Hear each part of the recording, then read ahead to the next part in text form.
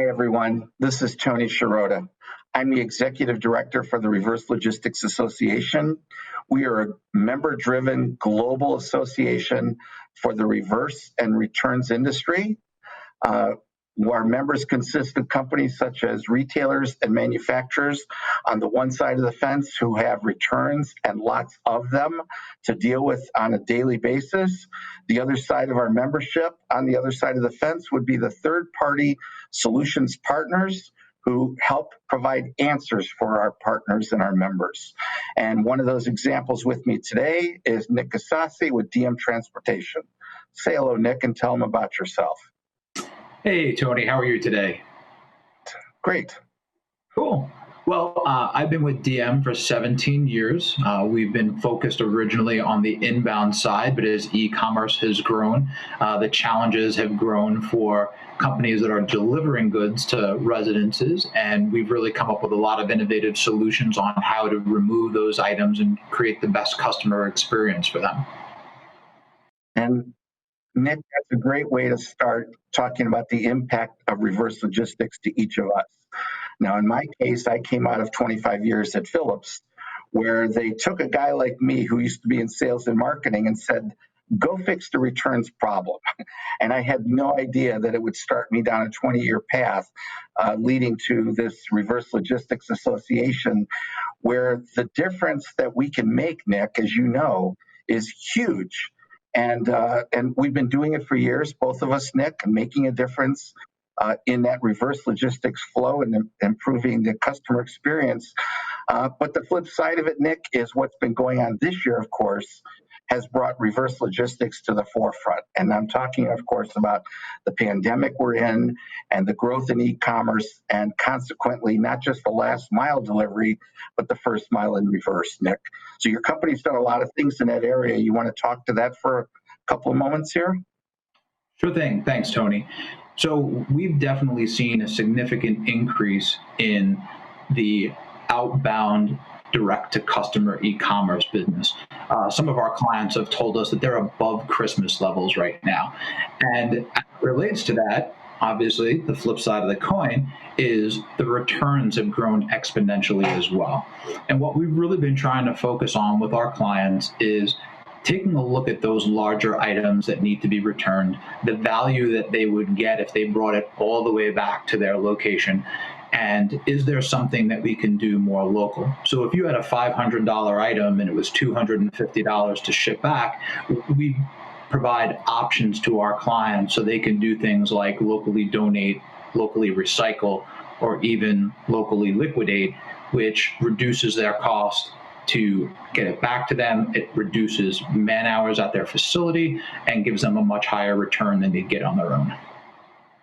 Nick, that's a great place to go because you opened up a couple of doors that need to be considered. One is that, as we said, reverse logistics is getting a lot more attention these days at every manufacturer and retailer. And retailers, of course, we mean e-commerce too, because as you said, their numbers are staggering. The flip side of it is we also know from history and from experience that the returns in the e-commerce side are 2 to 3 times the numbers at brick and mortar retail stores, which means a lot more transportation and transit. So you did certainly hit on that these are expensive items now having to be dealt with. The second door there, Nick, and this is something I know you help companies with, the financial review. You just hit upon the fact that a $500 major appliance could cost another couple $100 to return it. So there have to be solutions in place. Otherwise, we're moving a lot of really effectively working products for things like dents, bumps, scratches, things that maybe could be resolved. And maybe you could talk about some of the solutions you've worked out with some of your partners in that area, Nick. For sure. So, again, what it relates to on the reverse side is, to us, keeping it as local as possible. Because the more we can keep it local, the better off it is. And for us, the technology is only one piece of it. It's great that there's software out there to track and trace, but it's the human element that we find in a lot of cases makes the difference. Where we interact with our locations, they will communicate with us and say, hey, this item is just scratched or dented. And that's when we can effectively communicate back to our clients. And we have cadence with a lot of our clients where on a weekly basis, we'll give them a report of all the items that are out there, and they share information back with us with the cost relative to those items, for us to then try and make decisions with them to say, hey, this is what you have in our locations, this is what we think economically we should ship back to you guys, and this is what we think we should handle locally. And Nick, to that point, this is where that impact of reverse logistics needs to be measured, quantified. And I'm aware of companies, and I'm not sure they would have the authority provided at your level, but on a call center basis, if a major appliance or any kind of large product is being delivered in the home, and there is a slight dissatisfaction factor for that consumer, usually, not usually, but the better companies, Nick, have a number in their system. And if the call center gets a call and they're saying, this customer is not happy with this delivery because of XYZ, that call center agent should be empowered to say, okay, let's offer them a discount, $50, $100 within a certain range. And those numbers that they decide to offer through your delivery system right then and there on the spot isn't a number that you would own as DM Transportation, but you would work in conjunction with those major manufacturers, what those costs would be. Is that, you see more of that happening, Nick? Definitely see more of that happening. What a lot of our clients are challenging us with is being able to proactively communicate with the right CSR at their organization while we're on site. And that allows us to again, not be the middleman, but make sure that communication happens so that our client can effectively communicate, because they know what's at stake if we have to take that item back, if we have to, pack that item up and ship it back halfway across the country. It's going to be a lot more cost effective if they are able to give them that, monetary incentive to keep the item. Absolutely. And Nick, as you know, we've got an advisory board at the Reverse Logistics Association of major member companies like retailers like Walmart, Home Depot, Amazon, and those are members of the board, as well as some on the other side, third party. But those members of the board share best practices. That's what the RLA is all about, sharing best practices. And certainly one of the ones that I know has been shared on our monthly webinars is Home Depot, for example, calling the customer ahead of delivery and asking them to measure every doorway where things are going to go through, making sure that when your delivery arrives, Nick, that there could be unexpected circumstances, but in general, they've tried to alert that consumer because they know that a big part of this returns issue, Nick, is being generated by not meeting expectations, right?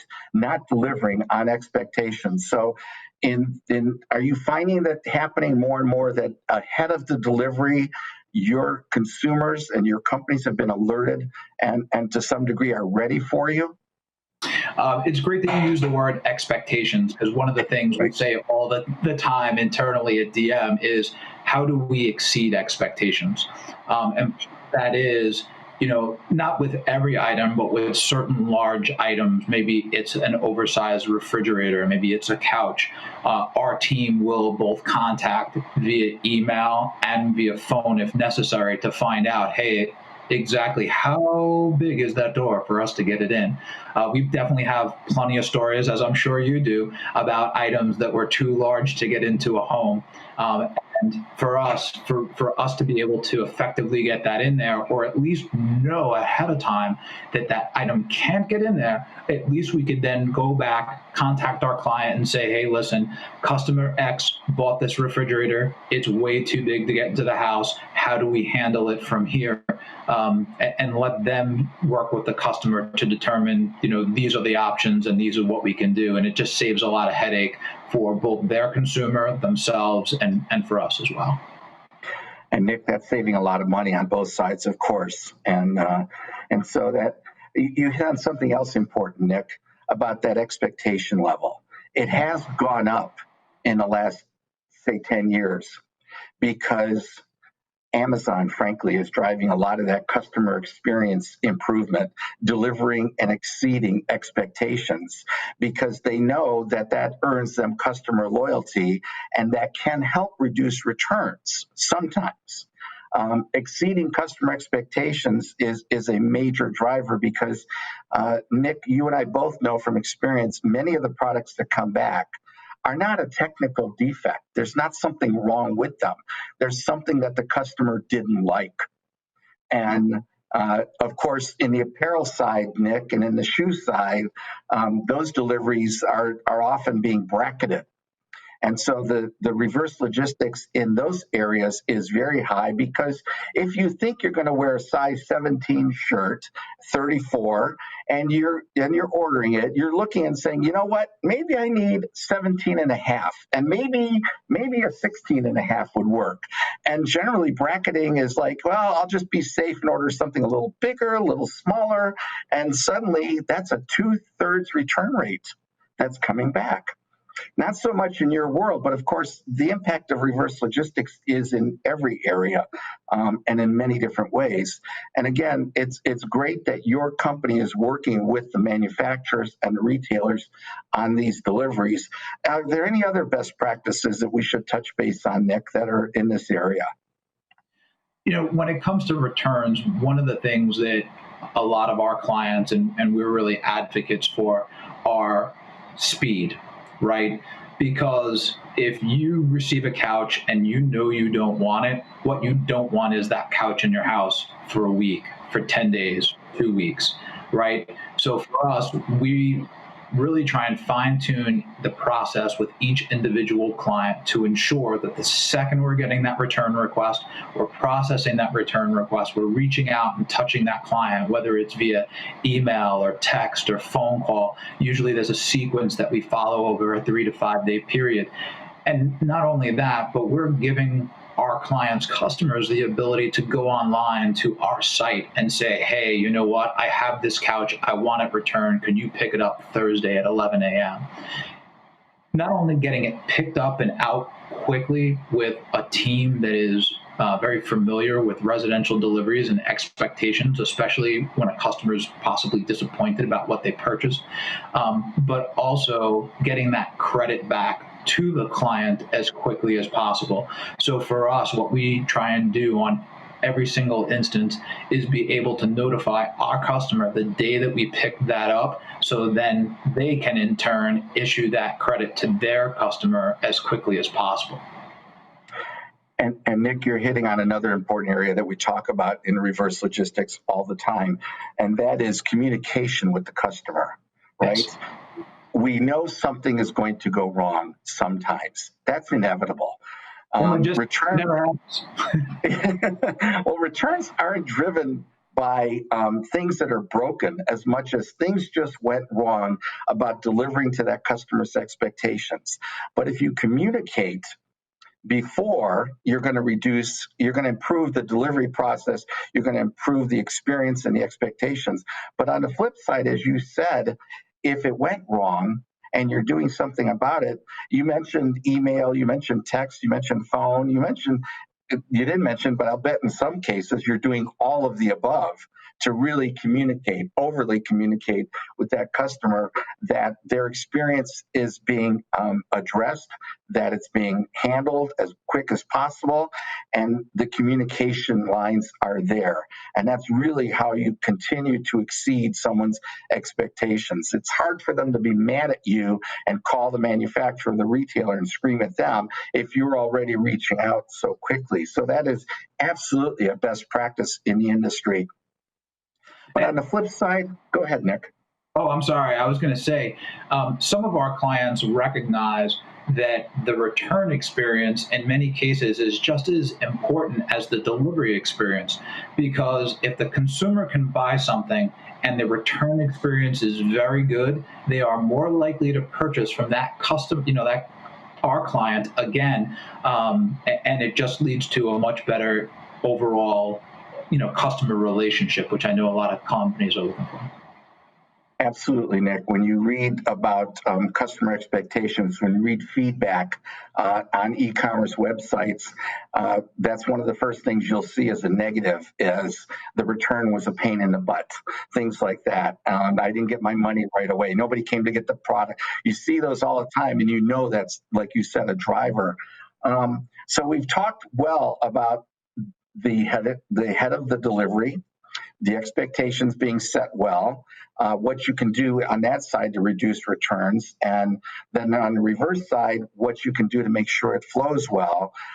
Maybe the final area we'll touch base on is disposition, Nick, because you hit on it just a little bit about your ability as a true partner to provide options on the disposition side. And maybe you should mention those again, Nick. You talked about a few different ideas. Yeah, so what we try and do is if the item is in new condition, in many cases, we can operate at our locations as a forward stocking location, which enables our client to say, hey, I have this refrigerator. It's at DM's location in, say, Orlando, Florida, which is convenient because I'm there. And allow them to fulfill an order that's maybe local to where that item is. And again, it reduces the cost and the emissions to ship it all the way back to their DC and then ship it all the way back out to a customer. In cases where that doesn't happen, what we're going to recommend is, hey, if this item's lightly scratched or dented, we'll be able to let them know. And then they can choose, hey, maybe we'll sell this on our site as a scratch and dent. On the flip side, if they don't have that ability and they still need to sell it, we can liquidate it locally. We've got a great partner that we work with at all of our locations where we're able to look items up by a UPC code, look up the value and sell it. We did that today for a office retailer, and it went very, very well, way beyond what their expectations were. So to us, there's a host of different options, and what we like to do is sort of what we call set up a trickle down, which is, hey, let's start here. Let's try and get you maximum dollars by getting that item sold new. Hey, a little bit less if we have to, sell it as scratch and dent, a little bit less if we have to liquidate, and then if we have to donate or recycle, those are obviously options that we can handle as well. And you also mentioned donation as an option on dispositioning for something. So you're able to work with partners and give them a whole list. And I love that trickle down that you mentioned, because you're correct.